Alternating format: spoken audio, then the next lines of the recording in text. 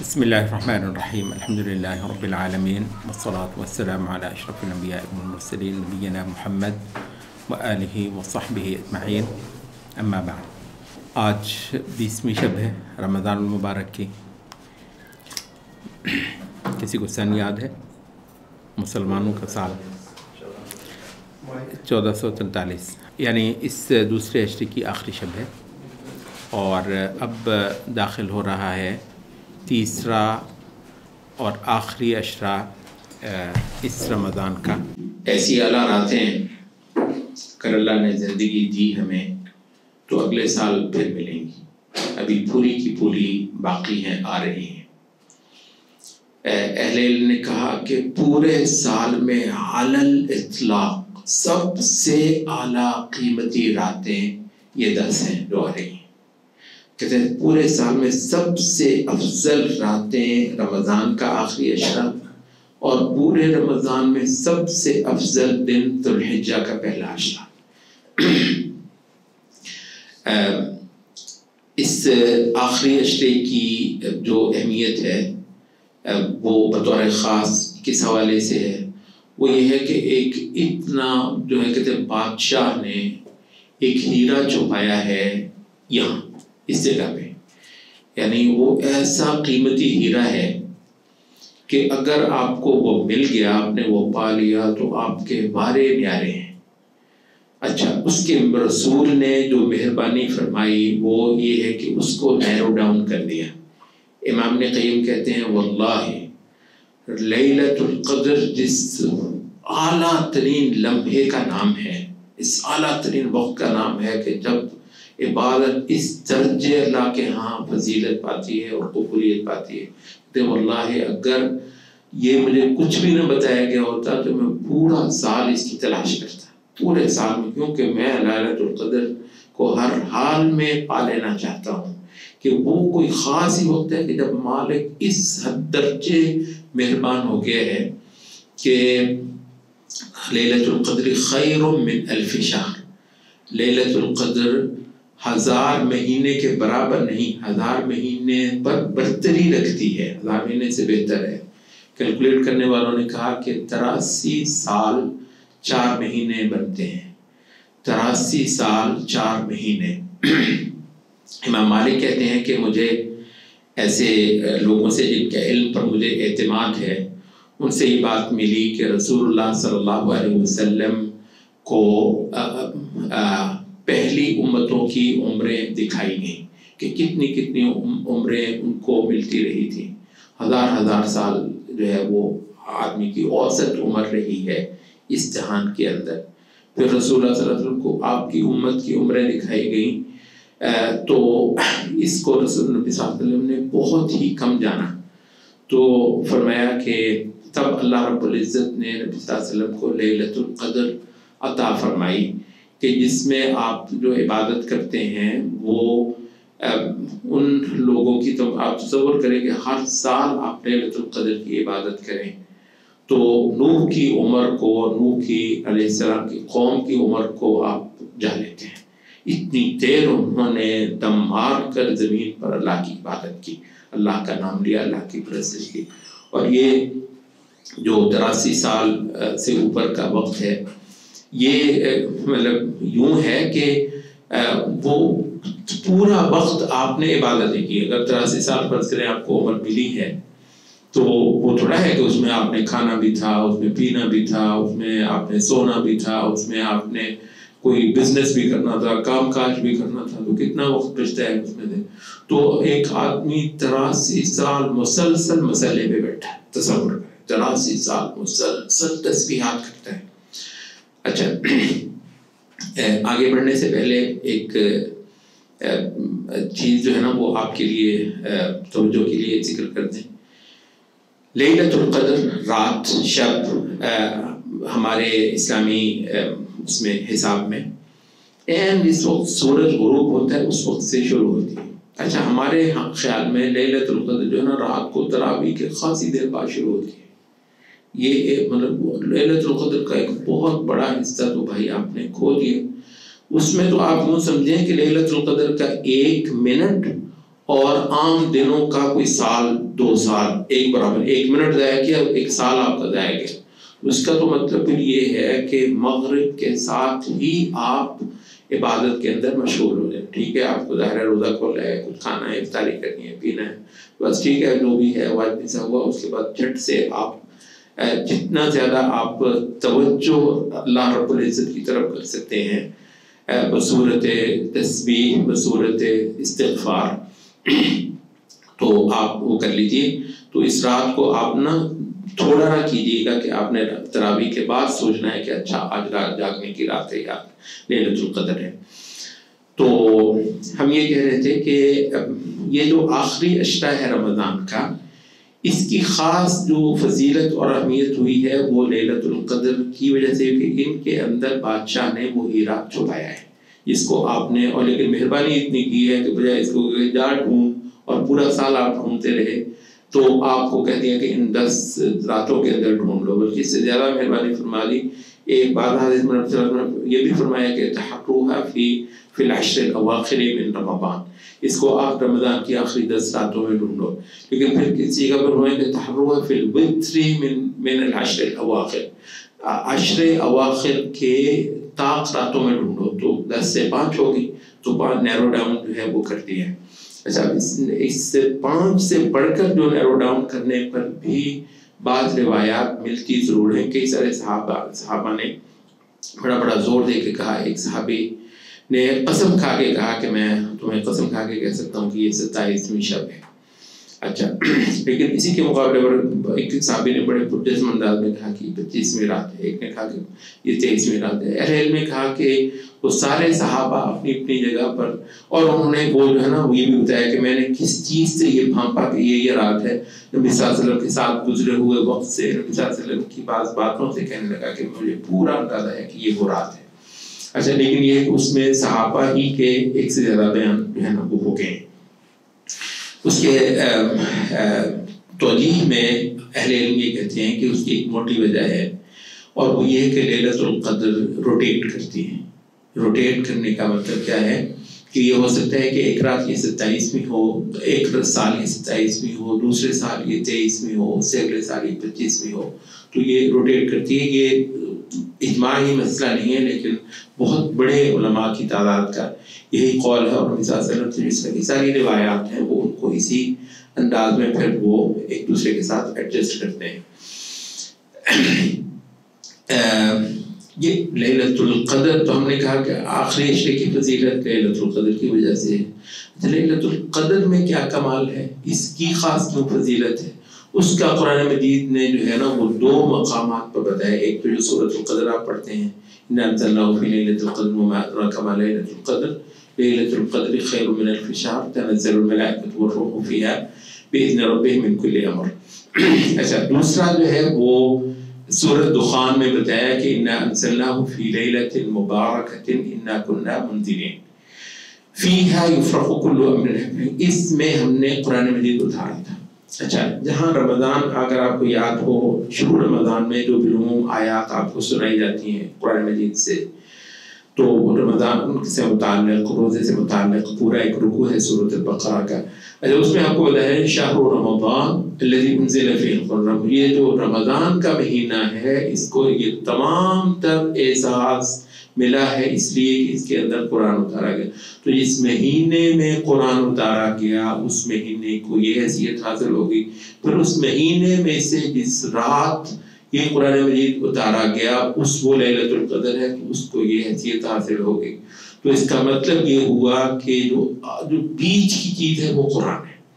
قرآن مجید سے اعلیٰ شے آسمان سے نہ کبھی اتری ہے نہ کبھی اتر سکتی ہے. ایسی اعلیٰ شے آسمان سے یہ انسانوں کے سینوں کی ویرانی کو ختم کرنے کے لیے، اندھیروں کو ختم کرنے کے لیے اور نور سے پر کرنے کے لیے، خدا کے چاہت مندوں کو خدا کا صحیح ترین پتہ دینے کے لیے جو شے اتری ہے، اور خدا کی بھوک اور خدا کی پیاس رکھنے والوں کے لیے اس سے بڑھ کر کوئی خیرات نہیں تھی جو آسمان سے اتری ہو. تو اس وجہ سے اس پورے رمضان کو اگر آپ واقعتاً سجانا چاہتے ہیں اور رمضان کا حق ادا کرنا چاہتے ہیں اور رمضان کو جو اس کا حق ہے اس کے مطابق اس کے معاملہ کرنا چاہتا ہے اس لیلۃ القدر کو، تو اس کا مطلب یہ ہے کہ اس میں قرآن مجید کا بہت زیادہ آپ تلاوت کریں، قرآن مجید میں ڈوبیں. تو یہ البتہ نبی صلی اللہ علیہ وسلم کی عبادت سے جو مجموعی طور پر ہمیں ملتا ہے وہ یہ ہے کہ جتنا لمبا قیام کیا جائے نماز کے اندر اسی کے بقدر لمبا سجدہ کیا جائے. تو یہ جو ہے نا نوافل میں، خصوصاً رات کے نوافل میں اسی طرح جو ہے وہ خیال رکھا جائے گا. تو قیام لمبا جو ہے خود بخود متقاضی ہوگا لمبے سجدے کا. والذین یبیت، اور یہ دو حالتیں عبادت کی اللہ تعالیٰ کو بطور خاص پسند ہیں. والذین یبیتون لربہم سجدا وقیاما، وہ خدا کے جو عباد ہیں نا وہ ہوتے ہیں جو راتیں بتا دیتے ہیں سجدوں کے اندر اور قیام کے اندر، سجدا وقیاما، سجدوں میں اور قیام کے اندر. اہل علم نے اس پر بھی جو ہے نا وہ خاصا کلام کیا ہے، یہاں تک کہ دو فریق ہوئے ہیں اس پر کہ سب سے افضل کیا ہے، قیام یا سجدہ. تو ایک فریق نے کہا کہ قیام اس وجہ سے کہ قیام کے اندر آپ قرآن پڑھتے ہیں اور قرآن سے اعلیٰ کوئی شے ہے ہی نہیں. دوسرے فریق نے کہا کہ سجدے میں آپ اللہ تعالیٰ کے سب سے قریب ہوتے ہیں، کیونکہ نبی صلی اللہ علیہ وسلم نے فرمایا ہے. تو ابن قیم کہتے ہیں کہ ان دونوں فریقوں کو اگر ہم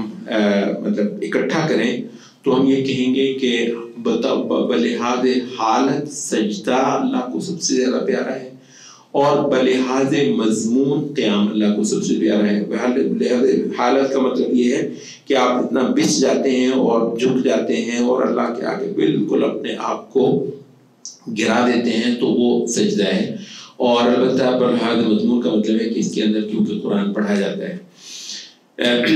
قرآن آپ ظاہر ہے کسی اچھی جگہ پر تلاوت ہوتی ہے تو ضرور اس کے ساتھ، کیونکہ قرآن مجید کا بہت سارا حصہ جو ہے نا اس کی تلاوت کا حسن ہے، تو اس میں اگر کوئی بندہ کو بہت مطلب اچھا پڑھتا ہے، اور یہ ایک الگ بات ہے آپ جو ہے نا وہ جو بہت مطلب رنگ باندھنے والی قراتیں وہ سارا سال سنتے رہیں، وہ تلاوت جس کے اندر خشوع ہو، وہ تلاوت جس کے اندر ایک اللہ کی عظمت ٹپک رہی ہو.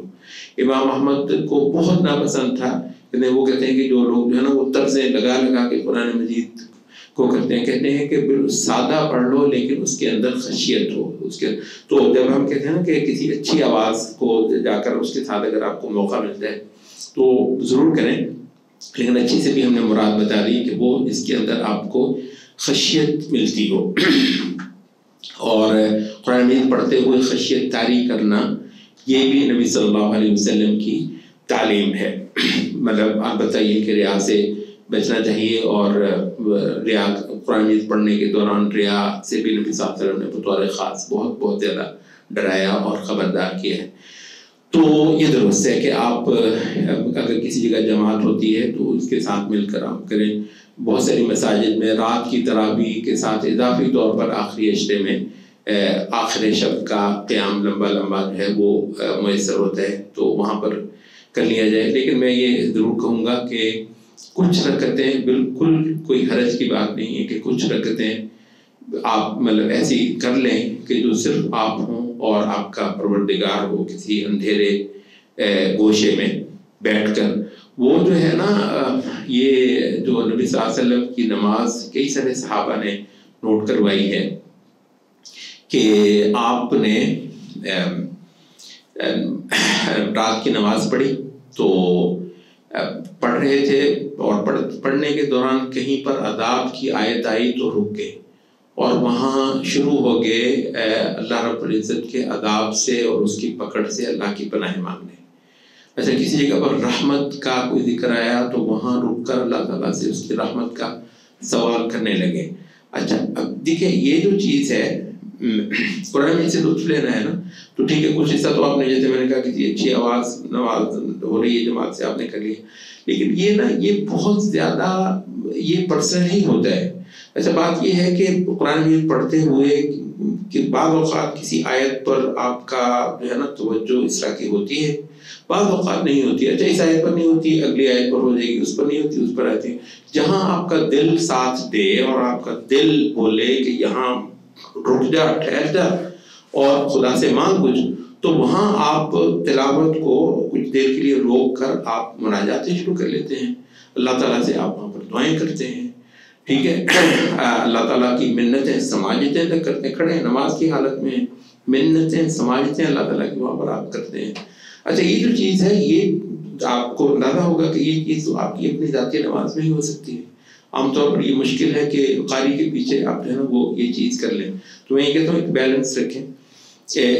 جماعتوں کے ساتھ بھی آپ کریں، لیکن کچھ رکعتیں ضرور آپ کی ایسی ہوں بس جو آپ ہی کی ہوں اور کسی ایسے گوشے میں ہوں جس میں آپ خدا کے ساتھ اکیلے ہوں۔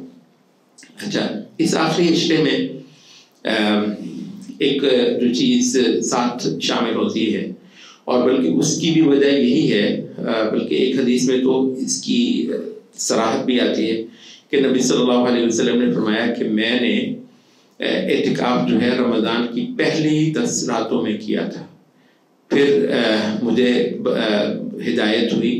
تو میں نے پھر دوسرے عشرے میں کیا، اور اب میں تیسرے عشرے میں کرتا ہوں کیونکہ لیلۃ القدر اس تیسرے عشرے میں ہے۔ اچھا تو اس وجہ سے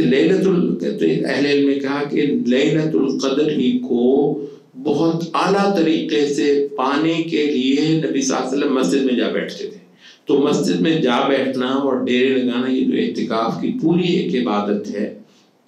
آپ کو پتہ ہے ایک اعتکاف عمومی ہوتا ہے، وہ سال کے کسی بھی وقت ہو سکتا ہے، اعتکاف عمومی بہت سارے نے کہا کہ وہ ایک ساعت کے لیے بھی ہو سکتا ہے، ایک دن کے لیے بھی ہو سکتا ہے، ایک رات کے لیے بھی ہو سکتا ہے۔ یہ اعتکاف عمومی ہے، لوگ کرتے ہیں جا کر، یہ 3 مسجدوں میں تو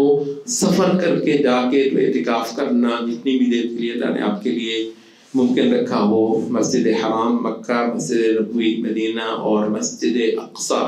بیت المقدس، اللہ تعالیٰ اس کو یہودیوں سے آزاد کروائے۔ تو یہ 3 مساجد جو ہیں ان میں یہ عمومی اعتکاف، تو ایک جو خصوصی اعتکاف ہے تو وہ یہ رمضان کا آخری عشرہ ہے۔ یہ جو آخری عشرہ ہے یہ خصوصی اعتکاف ہے، اور اس کی کل توجیہ یہ ہے کہ دراصل یہ لیلۃ القدر کو ڈھونڈنے کے لیے، لیلۃ القدر کو پانے کے لیے گھر میں بیٹھے ہوئے آدمی کا وہ حال نہیں ہوتا جو اللہ کے گھر میں جا کر بیٹھنے والے آدمی کا ہے۔ اور اعتکاف کے بارے میں کل پرسوں بھی ہم نے تھوڑی سی بات کی تھی کہ اعتکاف کا خلاصہ جو ہے نا وہ 2 باتیں ہیں۔ ایک تو یہ ہے کہ جیسے کسی کے دروازے پر جا کر بیٹھ جانا، اس کے گھر میں جا کر جم کر بیٹھ جانا کہ میں نہیں ہلتا یہاں سے، مجھے تو بخشش چاہیے، مجھے مغفرت چاہیے، مجھے میرے گناہوں کی معافی چاہیے۔ تو لمبا وقت ہے وہ بادشاہ کے ڈیرے پر جا کر بیٹھ جاتے ہیں، مسجدیں خدا کے ڈیرے ہیں اس زمین کے اندر۔ تو اعتکاف کی اسپرٹ کو اگر آپ لینا چاہیں تو ایک تو یہ ہے، جتنی بھی دیر آپ اعتکاف کریں اس اسپرٹ کو اپنے اندر زندہ رکھیے۔ جو دوسری چیز ہے اعتکاف کے حوالے سے وہ ہے خدا کے ساتھ خلوت۔ وہ ریکارڈنگ نہیں ہو رہی تھی اس وجہ سے وہ بات پرسوں ہوئی تو تھی، لیکن میرا خیال ہے اختصار سے میں اس کو دہرا دوں۔ پہلی امتوں کے اندر جو ہے وہ جنگلوں میں اور پہاڑوں میں جا کر لمبے لمبے اوقات خدا کے ساتھ جو ہے نا گم ہونا اور مگر ہونا یہ چلتا رہا ہے، یہاں تک کہ نبی صلی اللہ علیہ وسلم کا غار حرا میں جا کر لمبے لمبے کئی دن وہاں پر رہنا اور خدا کے ساتھ ساتیں گزارنا، تو یہ چلتا رہا ہے۔ لیکن جیسے کہ علم نے کہا کہ نبی صلی اللہ علیہ وسلم سے یہ سارا کچھ قبل نبوت ہی آپ کو ملتا ہے، نبوت کے بعد نبی صلی اللہ علیہ وسلم کا غار حرا میں جا کر راتیں گزارنا بطور عبادت نہیں ملتا۔ تو کہتے ہیں کہ اسلام کی جو آخری شریعت ہے اس کے اندر اس شے کو جنگلوں پہاڑوں میں اور بیابانوں میں جا کر خدا کے ساتھ خلوت رکھنے کے اس عمل کو مساجد کے ساتھ جوڑ دیا گیا ہے۔ تو خلوتیں آپ نے کرنی ہے مسجدوں کے خاموش گوشوں میں۔ ہم یار لوگوں نے ایک کمال یہ کیا کہ اعتکاف ہی کو ایسا پر رونق بنایا، ایسا دیگیں کھڑکتی ہیں اعتکافوں میں، اور ایسا ایک شغل ہوتا ہے کہ بعض لوگ کہتے ہیں ایمان تازہ ہو گیا۔ کون سا ایمان تازہ ہے؟ اور رہی سی قدر وہ اونچے اونچے اسپیکروں نے وہ جو رات کی ساتیں، خاموشی کی ساتیں، خدا کے ساتھ مناجات کی ساتیں، بالکل اس میں تو یہ اس کا سارا لطف اس خاموشی سے ہے۔ تو وہ چیخ پڑے اسپیکر اور لگ گئی وہ نعتوں کا یہ وقت ہے بھلا، اور وہ جو نظموں کا اور فلاں، یہ تو ایک مطلب الگ مسئلہ ہے۔ لیکن ویسے ہی وہ لمبے لمبے یہ لیلۃ القدر کو تلاش کرنے پہ اعتکاف کر رکھا ہوا ہے، مسجدوں میں جا کر خدا کے طلبگار بیٹھ کے ہوئے ہیں، اور لمبے لمبے پروگرام ہو رہے ہیں، لمبی لمبی تقریریں ہو رہی ہیں، وہاں سے خطیب جو ہے نا بلائے جا رہے ہیں۔ میں آپ سے کہوں یہ پورا کلچر بالکل ایک عجیب کلچر ہے، اور بندگی، عبادت، مناجات کی روح کا قاتل ہے یہ سارا کلچر جو ایک عرصے سے جو ہے نا وہ شروع ہوئے ہیں۔ اور وہ کہتے ہیں اللہ تعالیٰ بیڑا غرق کرے اس کمرشلزم کا، دینداروں کے بھی کچھ سیزنس ہوتے ہیں۔ تو اس وجہ سے یہ جو کمرشلزم جو ہے نا وہ بھی پھر مطلب وہ بولتا ہے، ورنہ یہ ہے کہ ان راتوں کے اندر آدمی کو جو ہے نا وہ اپنے آپ میں گم ہونے کا ایک بہت، جیسے میں نے کیا کہ اعتکاف کی جو دوسری بات ہے وہ ہے ہی دراصل خدا کے ساتھ علیحدگی، خدا کے ساتھ خلوت میں وقت گزارنا۔ یہ وجہ ہے کہ مسجد میں مسافر جا کر تو بیٹھتے تھے، لیکن مسجد میں آپ ایک خیمہ ٹائپ جو ہے وہ لگا لیتے تھے کہ جس میں آپ باقی لوگوں سے تھوڑے سے اوجھل ہو جائیں، کیونکہ مطلب تھوڑی سی آپ کی ایک ایسی ضرورت ہوتی ہے کہ جب آپ نے ایسی عبادت کرنی ہو، ایسے رنگ آتے ہیں آپ پر، تو وہ آپ کو بہت اس وقت آپ کو اچھا نہیں لگتا ہے کہ وہ کسی کی بھی نظر پڑے اس پر، تو بس آپ کو یہ ہوتا ہے کہ یہ مطلب اللہ کے لیے اور اللہ ہی کو یہ نظر اللہ ہی دیکھیں۔ تو اس کا مطلب یہ ہوا کہ مساجد میں اگر آپ کو اعتکاف کرنا ہے تو کوئی ایسی جگہ کا، ایسی مسجد کا انتخاب کیجیے جہاں پر ایسی فضا جس میں تنہائی اور خلوت میسر ہو زیادہ ممکن آپ کو نظر آتی ہو، اور شغل میلے والی مسجدوں میں جہاں اعتکاف وغیرہ ہو رہے ہیں کوشش یہ کیجیے کہ آپ وہاں سے اپنا دامن بچا کر ہی رکھ لیجیے۔ اچھا، تو یہ کچھ مطلب تجاویز تھی۔ لیلۃ القدر میں جیسے میں نے کہا کہ کیونکہ اس کا کل عنوان نزول قرآن ہے تو بہت بڑا وقت وہ قرآن کے ساتھ، جتنا قرآن کے ساتھ وہ گزرے گا اتنا پھر سجدوں میں گزرے گا۔ لیکن یہاں پر آپ تھوڑا سا مطلب ایک یہ بھی عجیب بات ہے، جب میں کہتا ہوں کوئی قرآن پڑھے تو کہتے ہیں نفل نہ پڑھیں، تو بھائی میں یہ عرض کر رہا ہوں کہ نفلوں میں ہی قرآن پڑھیں، ٹھیک ہے؟ تو یہ جو ہے نا مطلب قرآن کی سب سے اعلیٰ حالت قرآن پڑھنے کی وہ نماز ہے، نماز کے اندر قرآن مجید پڑھنا۔ اچھا، اب آپ حافظ نہیں ہیں، درست ہے کہ کئی ایک فقہی مذاہب اس بات کے قائل نہیں ہیں، لیکن ہم یہ کہتے ہیں کہ فقہا کی ایک بڑی تعداد سمیت اس امت کی فقیہہ حضرت عائشہ رضی اللہ عنہ کے وہ اس بات کا فتویٰ دیتے ہیں کہ نفلی نمازوں کے اندر آپ قرآن مجید کو کھول کے پڑھ لیں، قرآن مجید کو کھول کے پڑھ لیں۔ یہ قرآن مجید کے اب آج کل آپ کے پاس یہ ماشاء اللہ لڑکوں کو تو قرآن مجید کھولنا، ویسے ان کو سب شے جو ہے نا وہ اسی جامع جم جو ہے نا وہ اس کے اندر جو ہے وہ آیا ہوا، چلیں ٹھیک ہے آپ اس میں سے دیکھ کر پڑھ لیں، اس میں انشاءاللہ عزیز حرج کی بات نہیں ہے۔ تو جتنا کتنا آپ کو سمجھ آتا ہے، اب ظاہر ہے ہم اجمی لوگ ہیں، پورا قرآن مجید کا معنی وغیرہ، لیکن پھر بھی میں آپ کو بتاؤں جتنے بھی آپ عربی سے نابلد ہوں کچھ نہ کچھ آپ کو اندازہ ہو جاتا ہے، جنت کا ذکر آپ کو پتہ چل جائے گا کہ جنت کا ذکر ہو رہا ہے، دوزخ کا ذکر ہو رہا ہے، خدا کی پکڑ کا، عذاب کا ذکر ہو رہا ہے، کہیں عاد کا، کہیں سمود کا، کہیں کوئی اور اس طرح کا، تو آپ کو تھوڑا سا اندازہ ہو جائے گا کہ یہاں پر رک کر میں کچھ اللہ سے جو ہے نا اس کی پکڑ سے، عذاب سے پناہ مانگ لوں، یہاں رک کر کچھ میں اللہ سے اس کی رحمت کی دعائیں وغیرہ کر لوں۔ تو لیلۃ القدر کا جو عمل علی الاطلاق افضل ترین ہے وہ لمبا قرآن نماز کے اندر، اور جب میں پہلے کہہ چکا ہوں لمبا قرآن نماز کے اندر ہوگا تو سجدہ بھی لمبا ہو جائے گا، تو علی الاطلاق افضل ترین ہے۔ اور وہ جو دعا نبی صلی اللہ علیہ وسلم سے حضرت عائشہ نے پوچھی اور آپ نے بطور خاص لیلۃ القدر کے لیے سکھائی، بہت چھوٹی سی دعا ہے، ہمیں سے اکثر شاید یاد بھی ہوگی، اللہم انک عفو تحب العفو فاعف عنی. تو اللہ تعالیٰ سے اس کا عفو مانگنا، اللہ تعالیٰ سے بخشش مانگنا. یہ اللہ کسی کو بخش دے، معاف کر دے، تو مطلب یہ جو اس کی جو سینس ہے، حقیقت یہ ہے کہ میں بعض اوقات کہا کرتا ہوں کہ بعض چیزیں جو ہے نا وہ ہم یہ ایک غیر اسلامی ادب سے بھی نا، ادب سے بعض چیزیں سیکھتے ہیں. وہ ایک مووی تھی وہ جنگ عظیم جو ہے نا، یہ World War II کی بہت تھرلنگ سی مووی تھی. امریکہ میں تھا، وہ میرے عزیز نے وہ مجھے دکھائی تو میں دیکھ رہا تھا. وہ اتنا مشکل مشن تھا، اتنا مشکل مشن تھا وہ کہ وہی جو تھے نا الائز جو تھے، اتحادی، انہوں نے جو ہے نا وہ جرمن فوج کے بہت ہائی کمان میں پہنچ کر جو ہے نا ان کا اعتماد لے کر تو پتہ نہیں کیا کرنا تھا، بہت بڑا کوئی وہ مشن تھا. تو وہ پیچھے سے جو کنٹرول کرنے والا ہے وہ وائرلیس پہ جب بھی رابطہ کرتا ہے وہ خوب ڈانٹتا جھانٹتا ہے کہ تم ٹھیک نہیں کر رہے، دیکھنا اتنا اہم ہے، اور اتنا انہوں نے جان پہ کھیل کے ایسا کر کے جو ہے نا تو وہ کر لیا. تو آخری اس میں جو ہے نا جب وہ کر لیا تو وہ وائرلیس اس کو کر رہا ہے کہ سب کام ہو گیا باس، تو کہنا ہے کہ وہ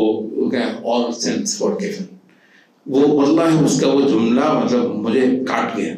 مطلب بہرحال وہ اس میں انہوں نے ایک منظر تو بنایا ہے، اتنا اس نے کیا ہے، اور اس کی جو وہ داد دے رہا ہے نا، یہ داد دے رہا ہے وہ جو بڑا آفیسر کہتا ہے all sins forgiven. یہ بہت بڑی بات ہے. خدا کسی کو کہہ دے سب گناہ معاف،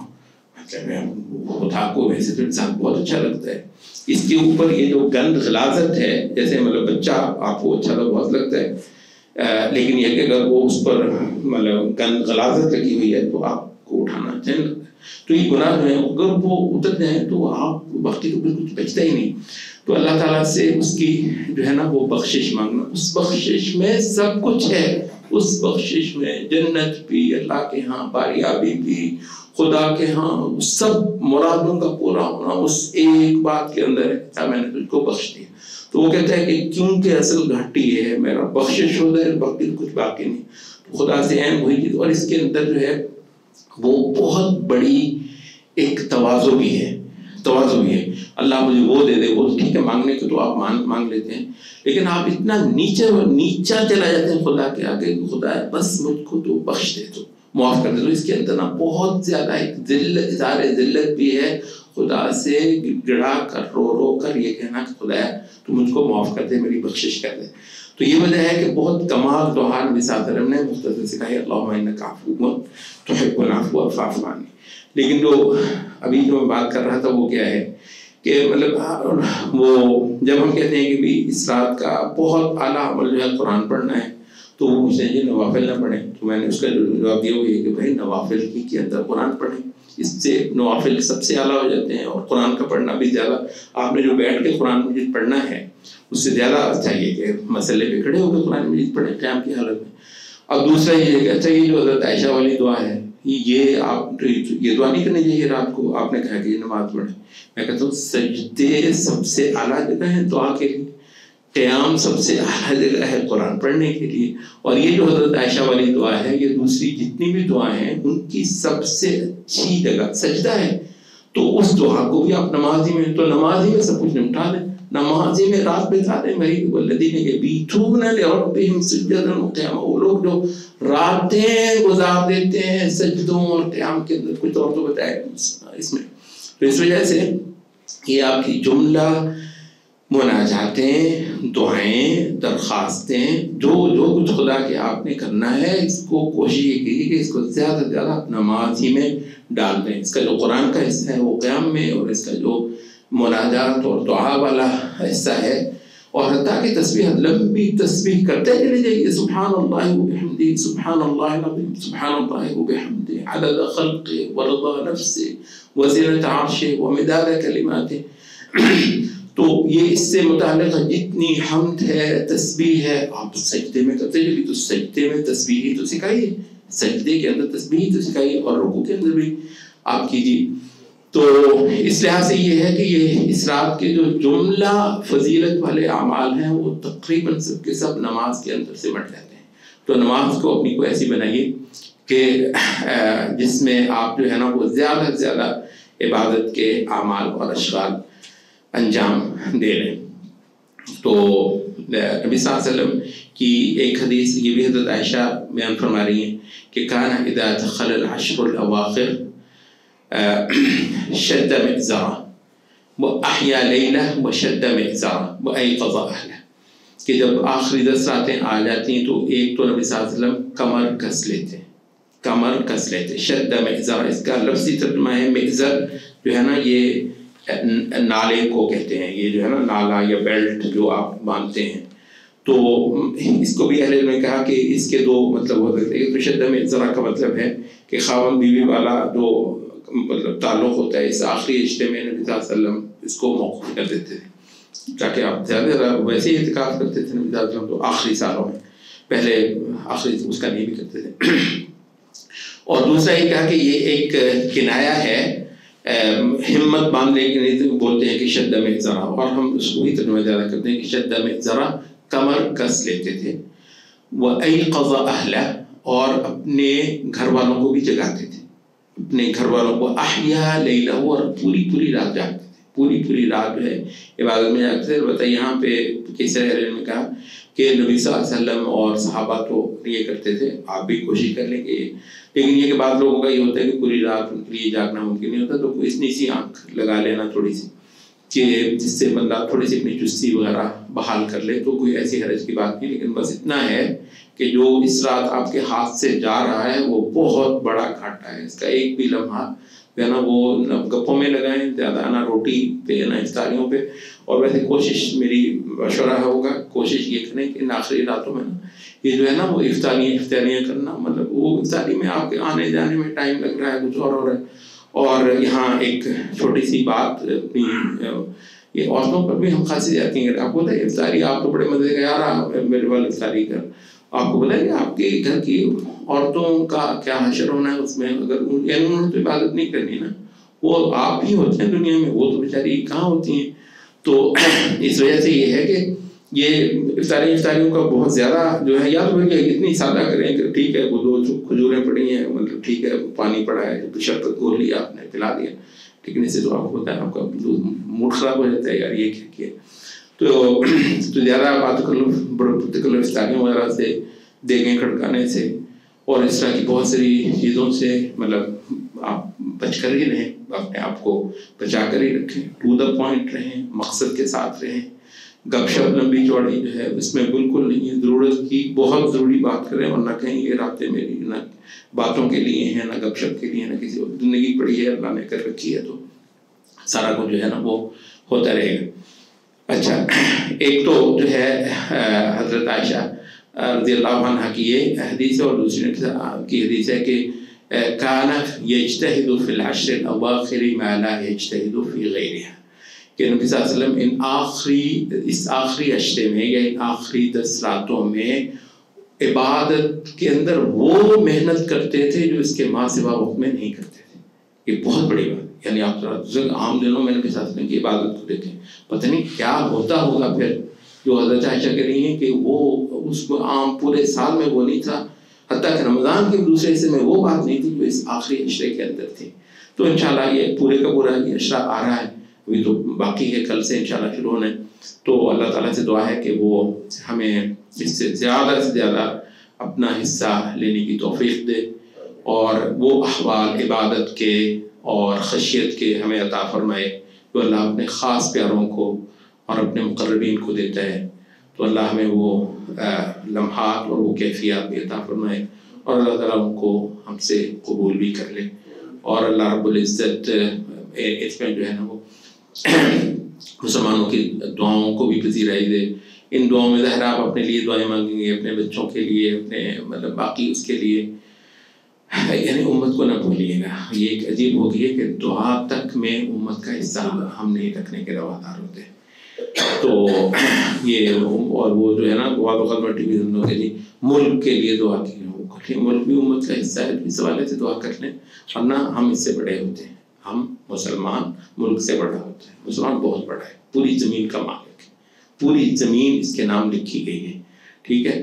تو اس وجہ سے پوری زمین میں اس کا جو کیس ہے، اس کا جو کاز ہے، اس کے ساتھ جو ہو رہا ہے اور اس کی وجہ سے پوری امت پہ جو وقت آیا ہوا ہے، تو تھوڑا سا دل جو ہے ان دعاؤں میں بھی ڈالیں اور اللہ سے مطلب بہت التجائیں کر کے کریں کہ اللہ ہمارے دن پھیر دے. مطلب بخدا جتنے برے دن جو ہے نا شاید ہماری تاریخ میں نہیں آئے جتنے آج ہمیں دیکھنے پڑ رہے ہیں. اور اس مصیبت تو یہ ہے کہ اکثر لوگوں کو شاید اس کا احساس بھی نہیں ہے کہ ہم اسلامی تاریخ کے شاید بدترین عہد سے گزر رہے ہیں. خدا کیا ہم ہی ایسے تھے کہ ہم نے یہ دیکھنا تھا. تو اللہ تعالیٰ سے کہ اللہ اس عذاب کو ہٹا لے، ہم سے رفع کر لے. جو ہر جگہ پر جو ہے نا وہ ہمیں ٹوٹے پڑ رہے ہیں اور ہر جگہ پر مصائب مسلمانوں پہ آ رہے ہیں. ایسا کچھ ہے کہ دیکھا نہیں جاتا جو کچھ آپ کی بچیوں کے ساتھ، آپ کی بیٹیوں، آپ کی عزتوں کے ساتھ ادھر ادھر ہر جگہ ہو رہا ہے. مطلب لوگ کر لیتے ہیں اس وجہ سے کہ یہ کچھ تصویریں دیکھ کر لوگوں کو حیا آ جائے، کچھ غیرت جاگ جائے. لیکن میں آپ سے کروں بخدا وہ دیکھنا جو ہے نا وہ الٹا بعض اوقات بندے کو جو ہے نا طبیعت خراب کرتا ہے. کئی بڑے بڑے دن بن گئے. تو اللہ تعالیٰ سے جو ہے نا وہ امت کے احوال کے لیے بھی بہت زیادہ دعائیں ضرور کیجیے گا ان راتوں کے اندر. آج کا جو باقی ہمارا ہے وہ ہم نے فی الحال موقوف کر دیا. ہم نے کہا کہ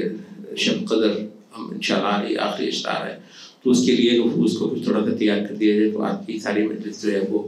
عشر اواخر اور لیلۃ القدر سے متعلق ہے. اور ہمارے باقی کے جو دروس تھے تو ایک اچھی سیریز کل ہمیں آئی تو ہم باقی کے دروس جو ہیں وہ اس میں موقوف کر رہے ہیں کیونکہ وہ گھنٹہ بھر سا لگ جاتا ہے. تو یہ لیلۃ القدر تو بہرحال درسوں ورسوں کے لیے میں آپ سے ضرور نہیں، وہ تو مطلب زیادہ سے زیادہ یہی کہ اللہ کی طرف بندے کی براہ راست توجہ ہو. تو اب اس سلسلے میں انشاءاللہ ہم دروس وغیرہ کو موقوف کر رہے ہیں. اقول قولی ھذا